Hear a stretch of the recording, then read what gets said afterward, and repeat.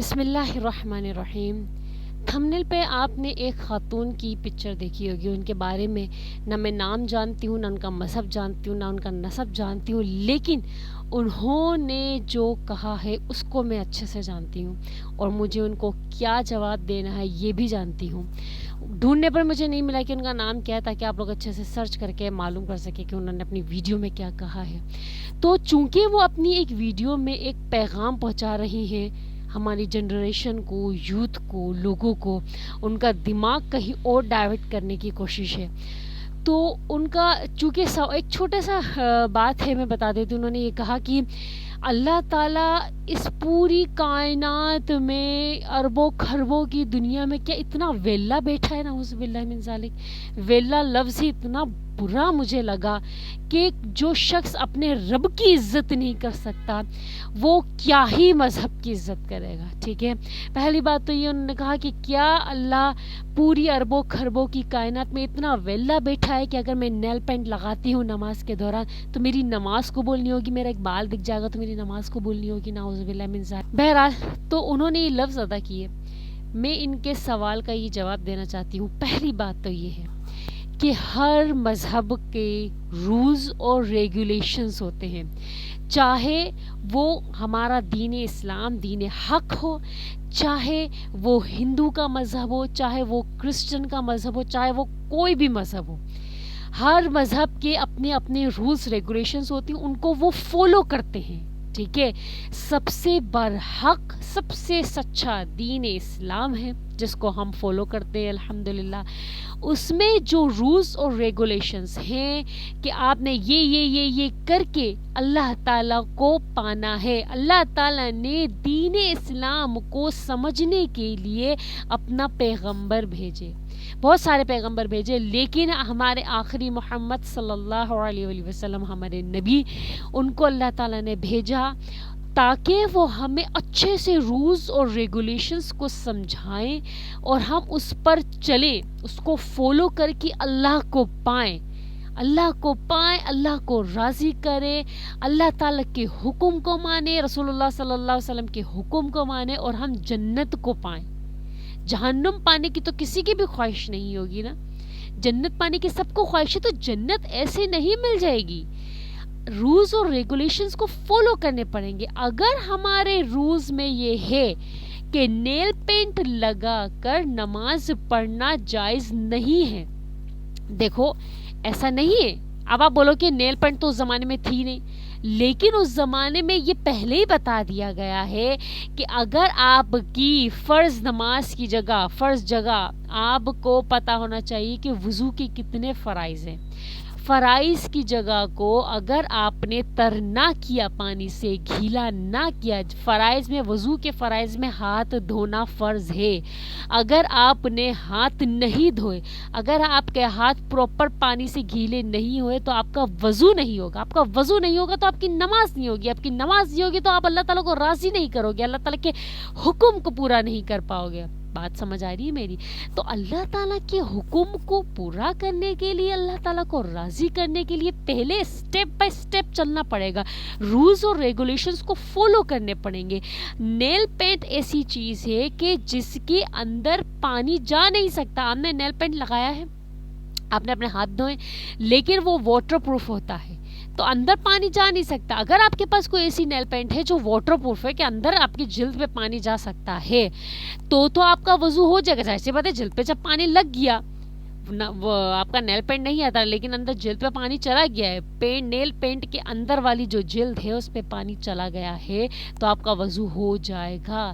لیکن اگر نہیں گیا، جو کہ 90% مجھے اتنا معلوم ہے کہ نیل پینٹ لگانے کے بعد آپ کے ناخن پر پانی نہیں لگے گا، وہ کور ہو جاتی ہے، نیل پینٹ سے ناخن کور ہو جاتے ہیں تو وہ پانی تر نہیں کر پاتا ہے اس ناخن کو، تو آپ کا وضو ہوگا ہی نہیں۔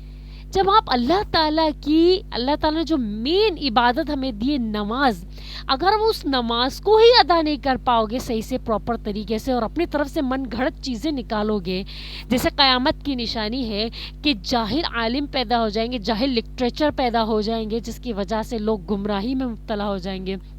تو بالکل یہی ہو رہا ہے. اگر آپ بالکل نماز کو ہی اچھے سے فالو نہیں کرو گے, اللہ تعالیٰ کی عبادت بھی اچھے طریقے سے نہیں کرو گے, تو آپ اللہ تعالیٰ کو راضی کیسے کرو گے؟ آپ دین اسلام کا حق ادا ہی نہیں کر رہے ہو. جو لوگ ہندو ہیں نا, جو لوگ مندر میں جاتے ہیں, وہاں جا کے وہ لوگ پاٹ پوجا کرتے ہیں اور گھنٹے بجاتے ہیں اور وہ تھالی والی کو گھماتے ہیں, جو بھی وہ کرتے ہیں وہ اپنے رولز اور ریگولیشنز کو فالو کرتے ہیں. تبھی تو وہ مندر جاتے ہیں تو اپنے رولز ریگولیشنز کو فالو کرتے ہیں. وہاں جا کے نماز پڑھنا تھوڑی شروع کر دیتے کہ بھائی ہاں مندر میں آئے, میرا دل چاہ رہا ہے میں نماز پڑھ لیتی ہوں, میں دیکھتی بھی آئی ہوں ابھی ٹی وی میں یا پھر اپنے دوست کو, تو میں نماز پڑھ لیتی ہوں. ایسا نہیں ہے, وہ اپنے رولز اور ریگولیشن کو فالو کرے گی. بھائی آپ اپنے رولز اور ریگولیشن کو اچھے سے فالو کرو. اگر نماز میں آپ کوتاہی کرتے ہو تو آپ کی نماز نہیں ہوگی. آپ کی نماز پڑھتے ہوئے اگر آپ کے بال نظر آ جاتے ہیں, دکھ جاتے ہیں, تو آپ کو نماز دہرانی پڑے گی.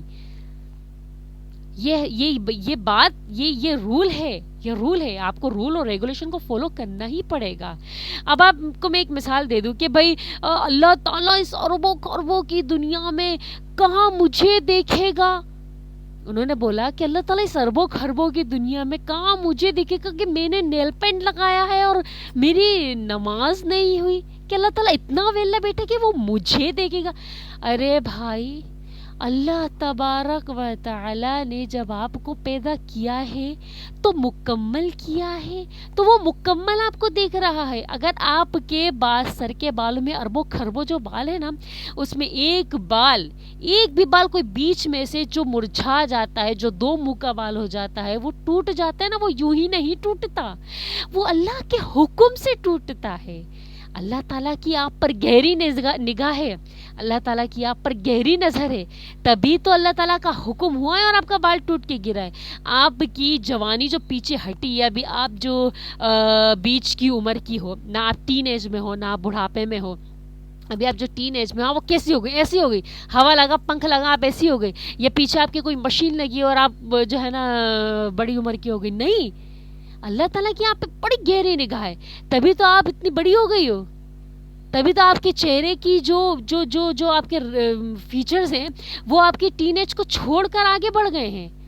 ایک ایک چیز, ایک ایک پلک, ایک ایک بال, جو چیز آپ کی ٹین ایج میں تھا, جو بچپن میں تھا, وہ اب نہیں ہے. وہ ایسے نہیں ہوا, اللہ تعالیٰ کی آپ پہ بڑی گہری نگاہ ہے.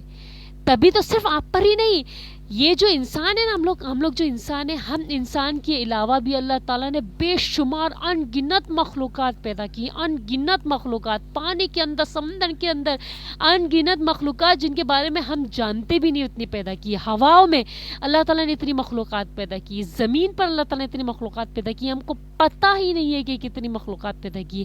اللہ تعالیٰ ایک ایک مخلوق کو رزق پہنچاتا ہے, پانی پہنچاتا ہے.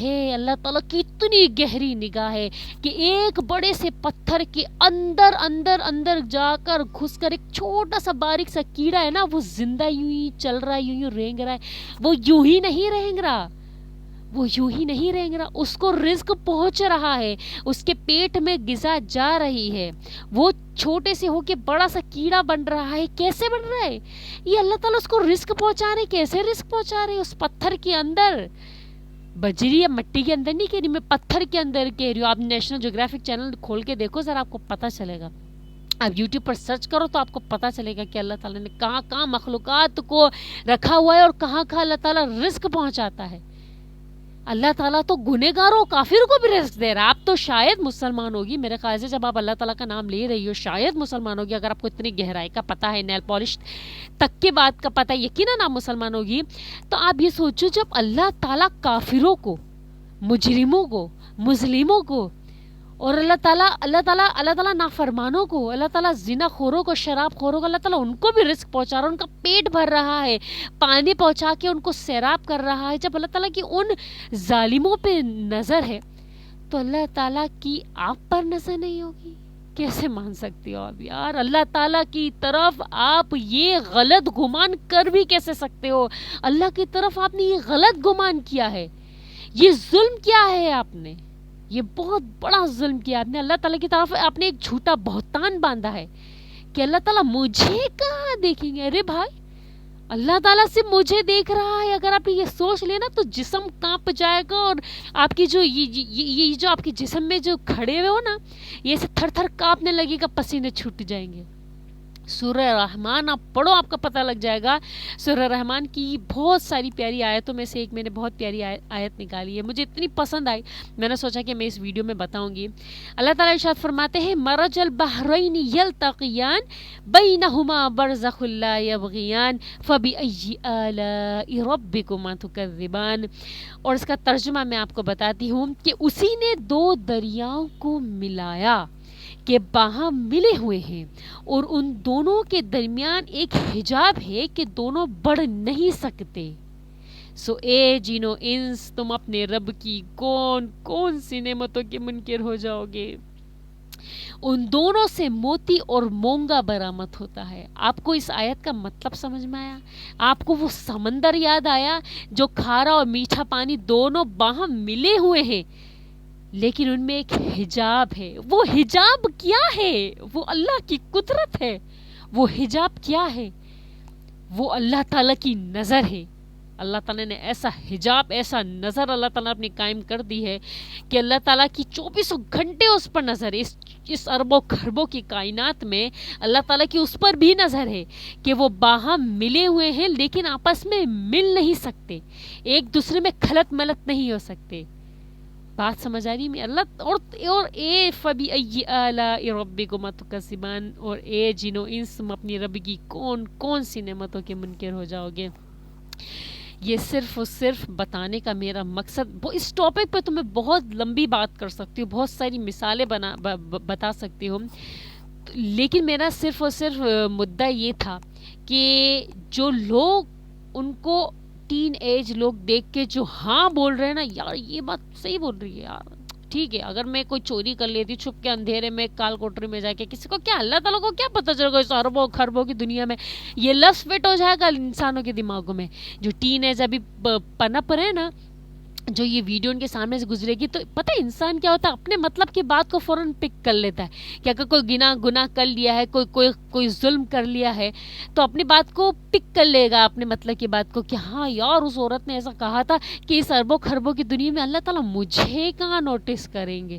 بات سمجھ آ رہی ہے؟ تو وہ شخص بھی یہ چیز کو اپنے دماغ میں بنا کے بہت سے بڑے بڑے گناہوں کا مرتکب ہو سکتا ہے، صرف اور صرف آپ کی ان لفظوں کی وجہ سے۔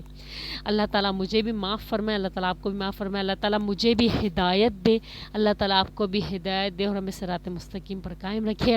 امید کرتی ہوں آپ کو میری بات اچھے سے سمجھ میں آئی ہو۔ جزاکم اللہ خیراً، احسن الجزاء فی الدارین۔